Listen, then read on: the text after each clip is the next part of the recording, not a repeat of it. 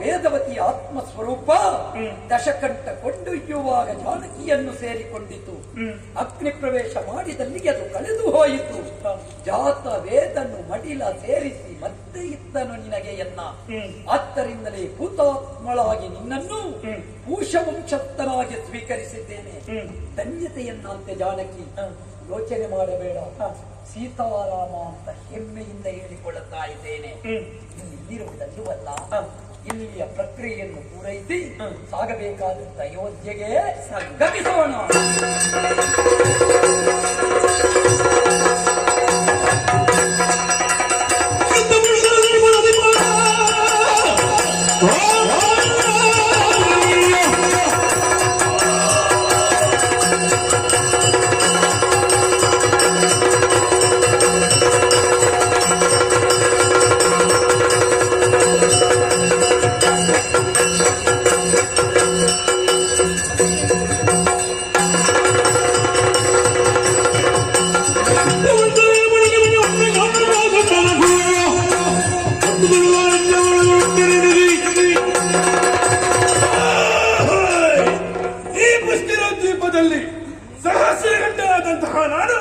ನಮ್ಮವರೊಂದಿಗೆ ಸಂತೋಷದಲ್ಲಿದ್ದವ. ಆದ್ರೆ ಈ ಕಾಲಕ್ಕೆ ಕೇಳಿದ ವರ್ತಮಾನವಾದ್ರೆ ಏನು? ನನ್ನ ಪ್ರೀತಿಯ ಮಿತ್ರನಾದಂತಹ ರಾವಣ ಆ ರಾಮನೆಂಬವನಿಂದ ಹತನಾಗಿ ಹೋದನಂತೆ. ಈ ಸಾವಿಗೆ ಪ್ರತೀಕಾರ ತೀರಿಸಲೇಬೇಕು. ಅದಕ್ಕಾಗಿ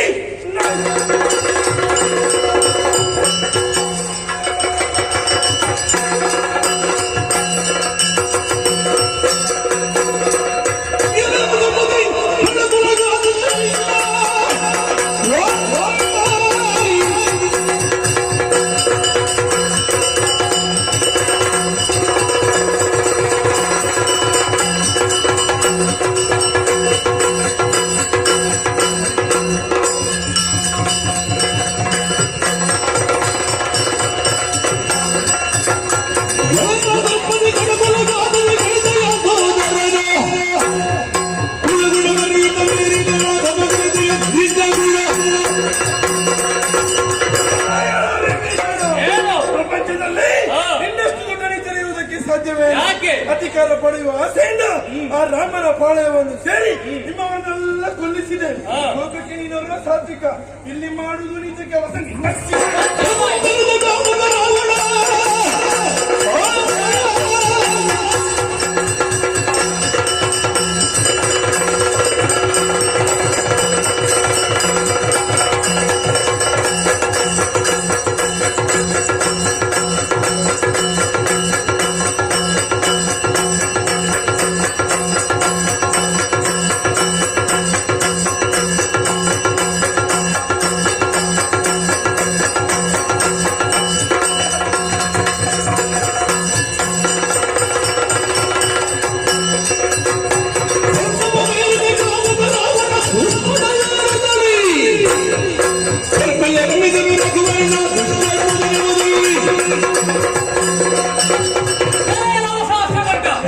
ಧರ್ಮದ ಪರವಾಗಿ ಹೋಗಿ ಸೇರಿದವರಿದ್ದೇನೆ. ಅಧರ್ಮದ ದಾರಿಯಲ್ಲಿ ನಡೆಯುವ ರಾವಣನಿಗೆ ರಾಮದೇವರು ತಕ್ಕ ಪಾಠ ಕಲಿಸಿದ್ದಾರೆ. ಹೀಗಾಗಿ ನನ್ನ ಕೆಲಸ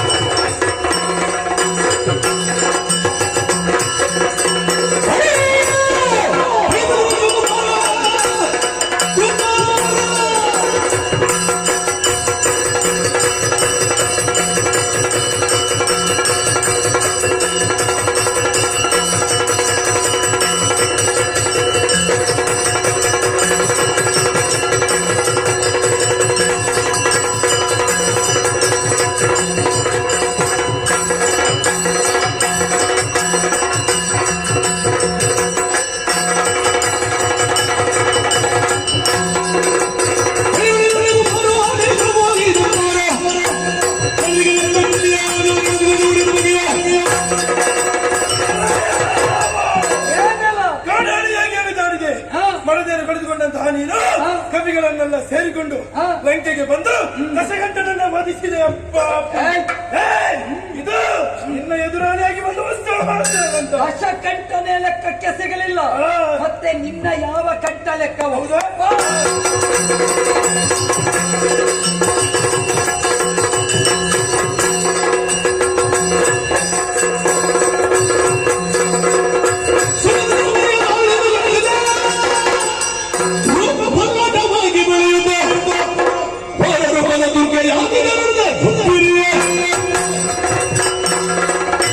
ಸಹಸ್ರಕಂಠವನ್ನು ಎತ್ತಿಸುವುದಕ್ಕೆ ಬೇಕಾಗಿ ನನ್ನಲ್ಲಿ ಅಂತಸತ್ವದಲ್ಲಿ ಅಡಕವಾದಂತಹ ದಿವ್ಯ ಶಕ್ತಿ ದುರ್ಗಾ ರೂಪವನ್ನೇ ಹೊರಗಡೆ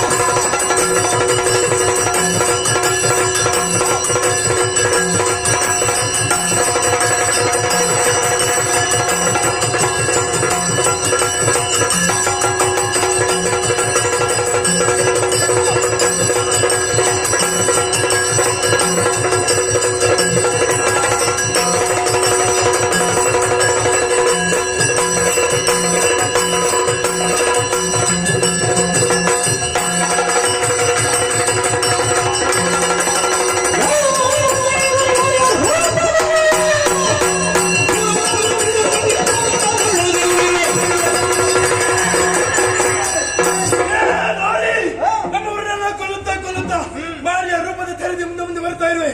ಯಾರು ನೀನು? ಯಾಕೆ ಈ ರೀತಿಯಾಗಿ ಬರ್ತೆ?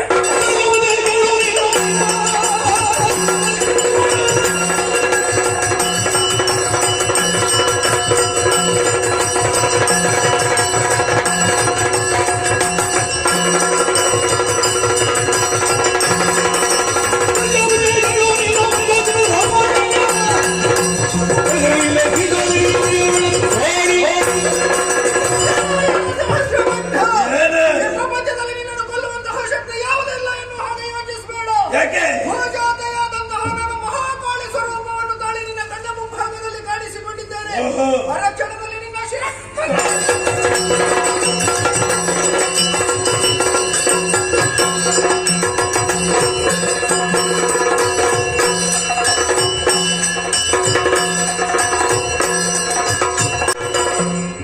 ಸೀತಾ, ಸ್ವಾಮಿ ದುಷ್ಟನಾದ ಸಹಸ್ರಕಂಠನ ವಧೆ ನಿನ್ನ ಕೈಯಲ್ಲೇ ಆಗಬೇಕು ಎನ್ನುವುದು ನನ್ನ ಸಂಕಲ್ಪ. ಪತಿವ್ರತೆಯೊಬ್ಬಳ ಅಂತರಂಗದಲ್ಲಿ ದುರ್ಗಾಶಕ್ತಿ ಉಂಟು ಎನ್ನುವುದನ್ನು ಪ್ರಪಂಚಕ್ಕೆ ಅನಾವರಣಗೊಳಿಸುವುದಕ್ಕೆ ಈ ವ್ಯವಸ್ಥೆ. ದುಷ್ಟರ ವಧೆಯಾಯಿತು. ನಾವು ನಡಕೊಂಡು ಮುಂದೆ ಬಂದಿದ್ದೇವೆ. ಅಬ್ದಿಯನ್ನು ದಾಟಿ ಭಾರತ ವರ್ಷದ ಮೂಲ ಭಾಗವನ್ನು ಸೇರಿದ್ದೇವೆ. ಈ ಶರದಿಯ ತಟದಲ್ಲಿ ಧನುವನ್ನು ಊರಿ ನಿಂತಿದ್ದೇನೆ. ಇನ್ನು ಮುಂದಕ್ಕೆ ಈ ಜಾಗಕ್ಕೆ ಧನುಷ್ಕೋಟಿ ಎಂಬ ಹಾಗೆ ಹೆಸರು ಪ್ರಾಪ್ತಿಯಾಗಲಿ. ಮುಂದೆ ಕಾಣುತ್ತಾ ಇದೆ ಶತಯೋಜನ ವಿಸ್ತೀರ್ಣವಾದ ಸಮುದ್ರಕ್ಕೆ ಸೇತುವೆ. ಈ ಸೇತುವೆ ಹೀಗೆ ಉಳಿಸುವಂತಾದ್ರೆ ಮುಂದೆ ಜಲಪ್ರಳಯಕ್ಕೆ ಇದು ಕಾರಣವಾದೀತು. ಆದ್ದರಿಂದ ಆಗಬೇಕಾದದ್ದು ಸೇತು ಖಂಡನ.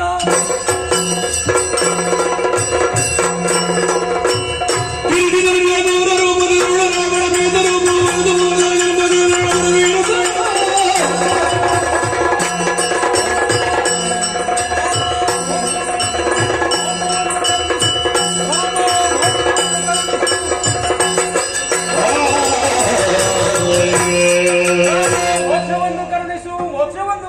ಅಯ್ಯ ಘೋರ ಪ್ರೇತವೇ, ರಾಮನಲ್ಲಿ ಮೋಕ್ಷ ಯಾಚಿಸಿಕೊಂಡು ಬರುತ್ತಾ ಇರುವಂತಹ ನೀನ್ಯಾರು? ರಾಮ ನಿನ್ನಲ್ಲಿ ಅದಷ್ಟು ಬಾರಿ ಕಾಳಗವನ್ನು ಮಾಡಿ ನಿನ್ನ ಕೈಯಿಂದಲೇ ಪ್ರಾಣವನ್ನು ಕಳೆದುಕೊಂಡ ಘೋರ ರಾವಣ ಪ್ರೇತ.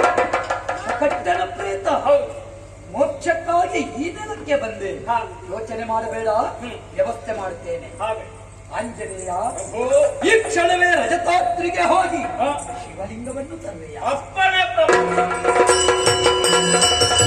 ಸರಿಯುತ್ತಿರಲು ಮುಹೂರ್ತ ಮಾರುತಿಯ ಬರದಿರಲು ತುಳಜನು ಮನದಿಗಳದಿರಲು ಮನದಿಗಳದಿರಲು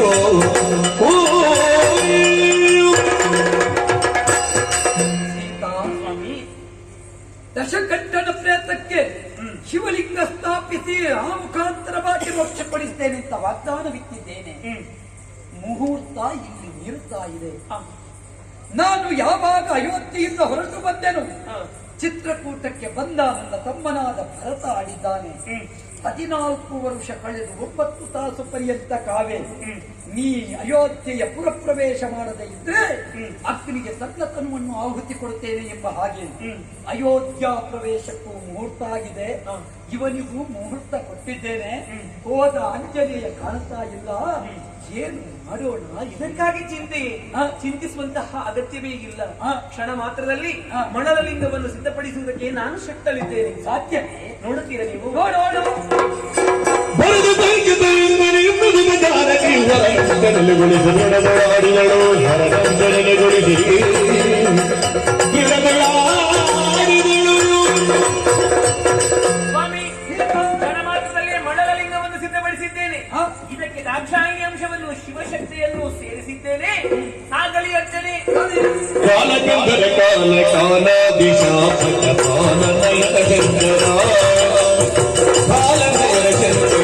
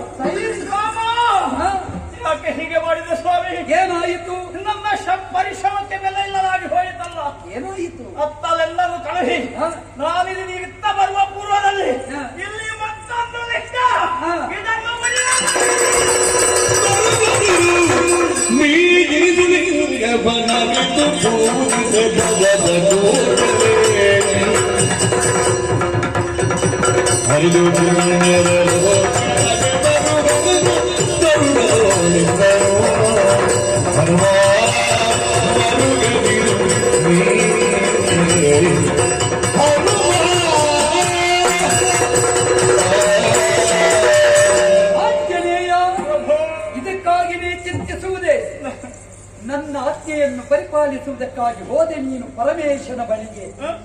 ಬರುವಾಗ ಮುಹೂರ್ತ ಮೀರಿತ್ತು. ಶಿವಲಿಂಗ ಸ್ಥಾಪನೆಯಾಗಿ ಅವನಿಗೆ ಮೋಕ್ಷದ ಪಥವನ್ನು ಕಾಣಿಸ್ತೇನೆ ಅಂತ ವಾಗ್ದಾನವಿತ್ತಿದ್ದೆ. ಏನು ಮಾಡೋಣ ಅಂತ ಚಿಂತಿಸುವ ಹೊತ್ತಿನಲ್ಲಿ ಮೈಥಿಲಿ ತನ್ನ ಪಾತಿವ್ರತ್ಯದ ಬಲದಿಂದ ಸೃಜಿಸಿದಳಿ ಸೈಕತ ಲಿಂಗ. ಇನ್ನು ಮುಂದಕ್ಕೆ ಇದು ರಾಮೇಶ್ವರ ಲಿಂಗ ಅಂತ ಹೆಸರನ್ನು ಪಡೆಯುತ್ತದೆ. ಹಾಗಿದ್ರೆ ಆ ಮಹಾಲಿಂಗನ ಲಿಂಗ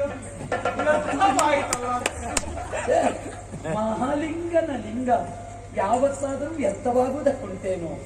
ಅದು ಇನ್ನು ಮುಂದಕ್ಕೆ ರಾಮೇಶ್ವರದ ಲಿಂಗದ ಬಳಿಯಲ್ಲೇ ಬೇರೊಂದು ಲಿಂಗವಾಗಿ ಸ್ಥಾಪಿಸಲ್ಪಡುತ್ತದೆ. ಅದಕ್ಕೆ ಹನುಮೇಶ್ವರ ಲಿಂಗ, ಹನುಮತೀಶ್ವರ ಲಿಂಗ ಎಂಬ ಹಾಗೆ ಹೆಸರು ಬರುತ್ತದೆ. ಉಭಯ ಲಿಂಗದ ದರ್ಶನ ಮುಕ್ತಿಗದು ಸಾಧನ. ಧನ್ಯೋ ದಶಕಂಠನ ಪ್ರೇತವೇ ಕಟ್ಟೆಯಲ್ಲ ಉಭಯಲಿಂಗವನ್ನು. ಆಯಿತಲ್ಲ ಮೋಕ್ಷದ ದಾರಿ. ರಾಮ, ಮುಂದೆ ನನಗೆ ಮೋಕ್ಷವನ್ನು ಕರುಣಿಸುವಲ್ಲಿ ಅಯೋಧ್ಯೆಯಲ್ಲಿ ನಿಮ್ಮ ದಿವ್ಯ ದರ್ಶನದ ಭಾಗ್ಯವನ್ನು ಒದಗಿಸಿಕೊಡಬೇಕು. ಬೇರೆ ನಿಮ್ಮಲ್ಲಿ ನಾನು ಕೇಳುವುದಿಲ್ಲ ಸ್ವಾಮಿ.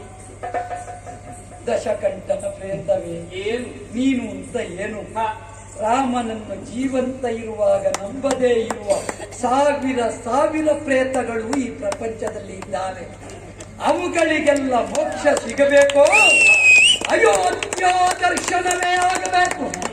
ಆದ್ದರಿಂದ ಇನ್ನು ಮುಂದಕ್ಕೆ ಅಯೋಧ್ಯ ದರ್ಶನ ಎನ್ನುವುದು ಕೇವಲ ಒಂದು ಕ್ಷೇತ್ರ ದರ್ಶನವಲ್ಲ ದಶಕಂಠನ ಪ್ರೇತ.